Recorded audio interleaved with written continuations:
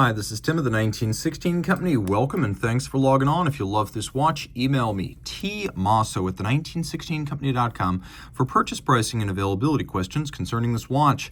Today, we're discussing something very light and very rare, made from 2011 through about mid-2014. This is the aluminum FP Journe Sport Octa Sport. So the 42mm aluminum watches, they were the original FP Journe sports watches, aluminum in every regard. Case, clasp, bracelet, dial, and movement. And in case you're wondering how freakishly light all of that is, when you add it all up, I found it had a mass of 55.5 on my scale. But keep in mind, that's with every link in the bracelet. Size it down even a little bit, it'll be less. And for those of you in the old colonies, keep in mind that 1 ounce is 28 grams. So the watch is 42 in diameter, it's 11 thick, and then from lug tip to lug tip, because you have to wear it with the bracelet, I measure it that way.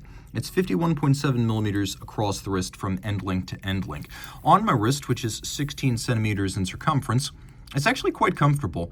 Now, from over the top, you can see that the case, and you really want to look at the case in this case, the total distance across the wrist is defined by the bracelet, but the aesthetics more by the edge of the case itself. So I find this wears well on a wrist as small as 14 centimeters circumference. Mine is 16, but I have seen women with even smaller wrists wear these aluminum lined sports, and so I know it can be done.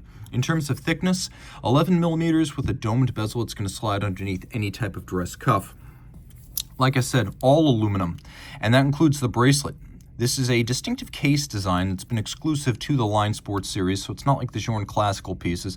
And prior to about mid-2019, they always included rubber bumpers on the cases, on the clasps, on the bracelet links, which I think makes the aluminum the most striking of the series because the tonal contrast between the silvered aluminum cases and the much darker titanium cases, the contrast to the aluminum is just more dramatic. They have more presence and more pop, and I do like the way that these rubber bumpers do what Journe originally intended and help to preserve the finish. There's only a few marks on this watch. You can see that there's a little bit of staining right here on one of the links.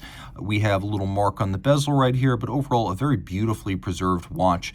This is important because one of the reasons Journe went away from aluminum case production, it was mostly because it was expensive, but some did develop pitting.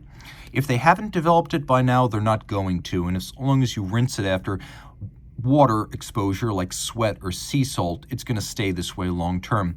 Now you can see the finish is almost entirely media blasted, so it's a matte, discreet, low glare finish. There is a 5mm micro adjustment built into the clasp. Now this is tool free, so you can go in and out without tools. It's not quite as elegant an execution as Rolex EasyLink, but it does give you that 5mm of adjustment without having to resort to tools. The clasp is aluminum. You can see it uses steel ball bearing pin snaps for a snappy feel.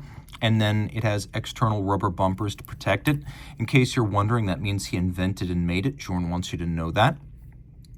You can see how it's constructed, and it too features a sort of media blast inside and out. The bracelet is in excellent shape. You can see all of the links individually are looking sharp. And then we roll back to the case, where you can see perhaps the most distinctive unbranded crown in the world, which is the double dimple knurled Journe crown, here sheathed in rubber. We have a bezel gasket and a crystal gasket visually expressed as physical styling features of the watch, and then superb attention to detail such as this little bevel that runs all the way around the case. Great look. The dial, again, sort of a ruthenium-coated aluminum base, but what really stands out to me, the numerals are solid blocks of luminescent material. So I'm going to turn out the light. And one of the reasons you get a Line Sport Journe is because they are loomed. But you can see those numerals have distinct height above the dial, giving it a unique aesthetic in the dark. So you can also appreciate attention to detail once more. To add a little bit of warmth, Journe's printing on this dial is like it is on the Chronomètre Bleu. It looks like white at first glance, but it's actually a sort of cream off-white. We got a power reserve indicator. The watch has a 120 hours chronometric power reserve, which is the time during which it keeps best time. So Journe recommends you wind once every 5 days, but it will run for 160 hours from a full wind before it actually stops. We have a little media blasted and screw fixed aluminum bezel for the smoked sapphire that acts as the seconds subdial. We do have a quick set mechanism for the flush double-digit grande date. And then a feature off to the side that Journe collectors lovingly referred to as the bean, and it's a day-night indicator, so you know when not to use the quick set on your date. So you can see it as an instantaneous jumping date, which is another mechanical feather in the cap of this Octa 1300 automatic movement, which uses one enormous meter-long mainspring.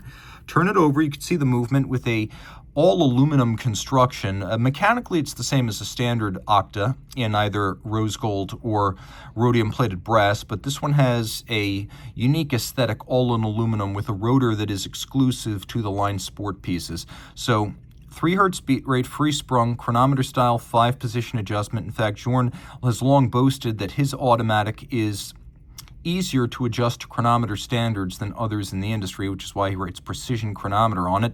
It's a fairly large movement at 30.8 millimeters in diameter, so it's a nice hand and glove fit for this case, which is 30 meters water resistant, so you don't necessarily want to take it swimming, but sweat is okay. If you get splashed, if you get caught out in the rain, that's just fine. The main reason you wear this watch is because it is durable, it is light in weight, it is well loomed, it is a sportier take on FP Journe. If you want to swim with your FP Journe, I recommend the Elegant because of the screw-down crown, but this is a very sporty watch, and it's got a lot going for it.